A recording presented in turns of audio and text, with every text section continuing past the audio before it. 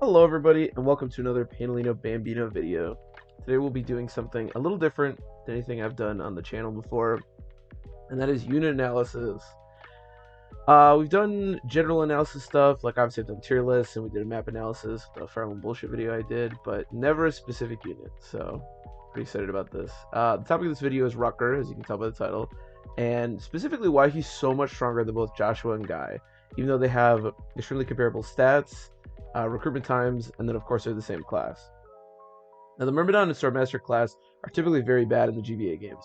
They're sword locked, which means they can't use lances or axes, which are necessary for non-magic users to be able to attack at range.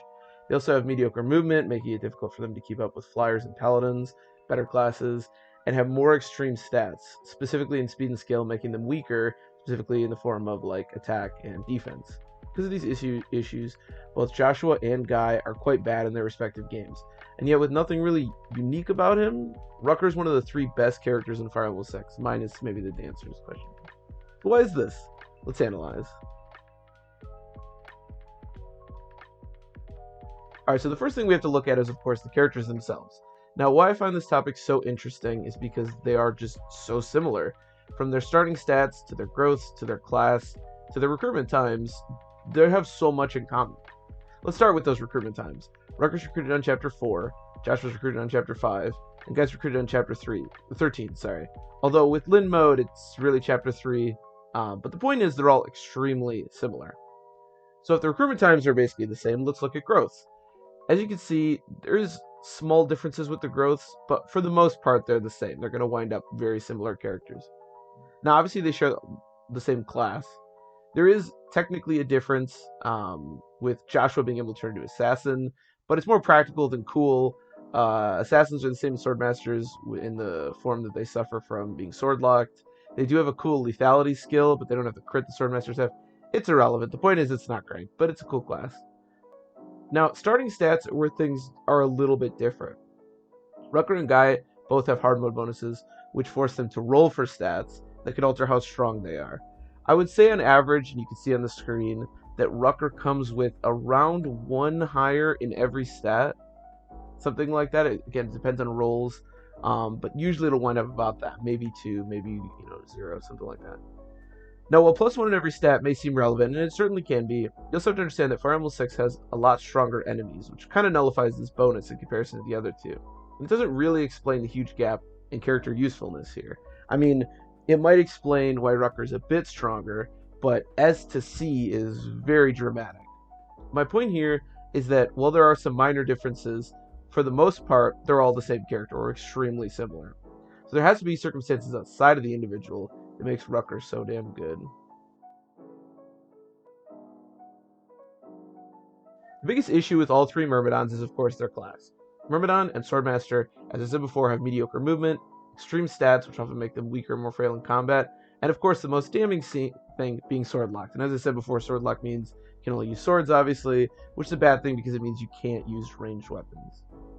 GBA games, specifically Fire Emblem 7 and Fire Emblem 8, are dominated by javelins and hand axes, and of course the characters that can wield them best. Swordmasters don't have this ability, which severely limits what they can do on enemy phase. It can make dealing with things like archers or mages or just enemies with javelins quite the slog. Now, while these 1-2 range weapons are still extremely strong in Fire Emblem 6, they are weaker and have much worse hit than the other GBA games. So it's not as damning to not be able to use it in Fire Emblem 6, which of course Rutger can. And this leads to another reason the Swordmasters are not as bad in Fire Emblem 6, which is hit rate. Normally in Fire Emblem, I don't really care about skill. It's one of those stats that I don't really worry about because most weapons will hit unless your opponents like have weapon triangle advantage or are forts, and you can be careful about that kind of stuff. But in Fire Emblem 6, hit is important because it is terrible. And this goes double for javelins and hand axes. One of the stats that Swordmasters do have a lot of is of course skill, and swords have really good hit rate, allowing for more consistent hit and kills, which again doesn't matter as much in 7 or 8, but is more relevant in 6. Another stat that Swordmasters flourish in is speed. Another thing that can be very good in Fire Emblem 6, but not so good in other games, specifically 7 and 8. Having a lot of one stat can often mean the rest of your stats suffer. For example, knights have really good defense and HP, but often struggle in speed and skill. The point is that having that at some point having an extreme amount of one stat stops mattering. A general with high defense will take little to no damage, but if you add 5 more onto that, it doesn't really change anything. You're still not taking any damage. Whereas a paladin with solid defense and HP may take some hits, but will be much better rounded offensively. For Swordmaster, replace defense with speed. And all 3 of these characters have an extreme amount of speed. They'll cap before Chapter 20 pre-promotion. I mean, they have a ton of the stuff.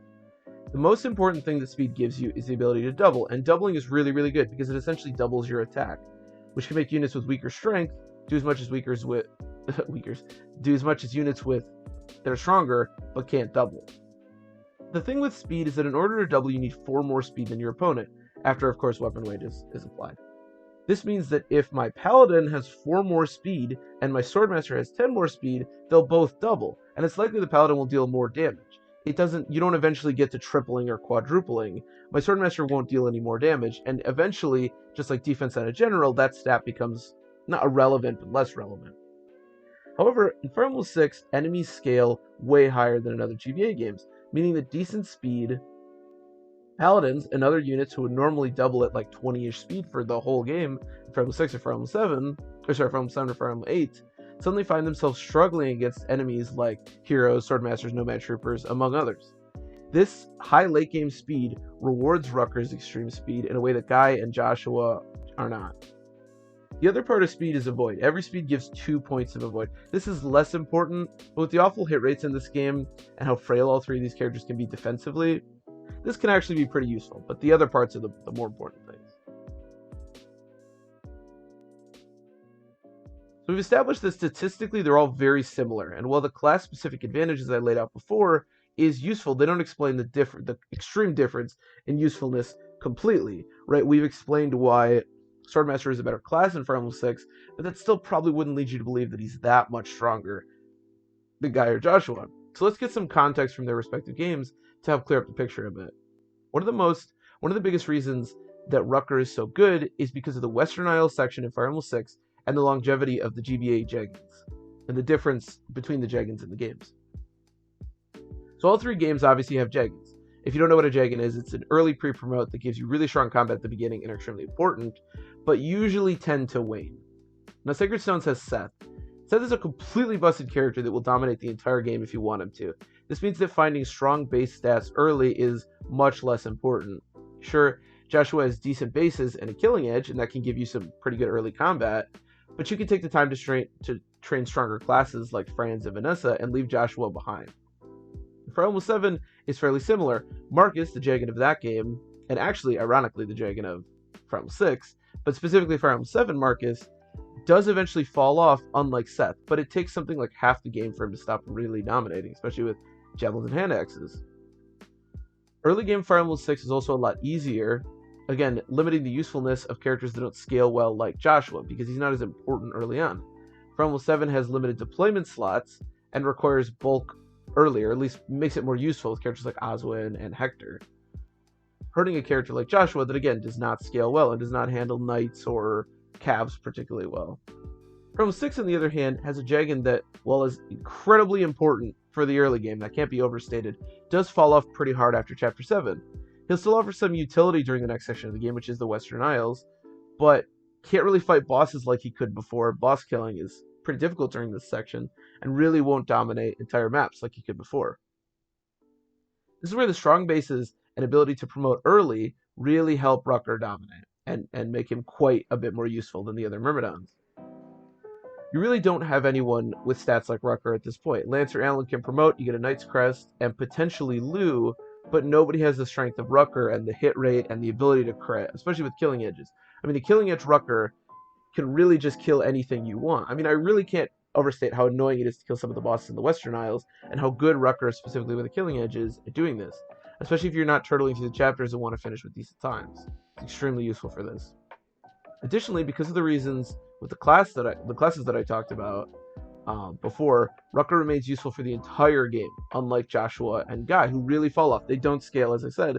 Rutger, obviously not quite as strong as some of the other units in his game. There's a certain Wyvern Rider that you get in the game that will completely blow a hole in it. But prior to that, and even post that, Rutger will still scale good enough to be a decent member of your army. All right, so I believe I've outlined the major reasons that I believe Rutger is so much stronger than Guy and Joshua, despite being, again, as we determined, basically the same character. For Emblem 6, as I said before, minimizes the issue with a classic Swordmaster while playing to its strengths. It also makes much better use of early bases and early promotion because of its difficult enemies and lack of a dominating pre-promote in the mid-game. I've also found this topic to be so interesting because this is really the only time in the GBA games that a character has such an extreme gap in usefulness between essentially the same character from other games. I mean, my biggest overarching point, and the reason I found this so interesting, is because, again, they are all so similar. And again, you don't really find this. You have like moments like Oswin as opposed to Gilliam and Bors, but there's a big level and statistical difference between those two when they're recruited. And sure, there is context from the game. I mean, you have Pegasus Knights that I have ranked all over the place. And context within the game is really important for those, but nothing quite with the extreme of one of the very best characters in the game to not necessarily the worst, but quite bad. And yeah, finally, as always, I just want to thank everybody for watching, and I hope that you enjoyed.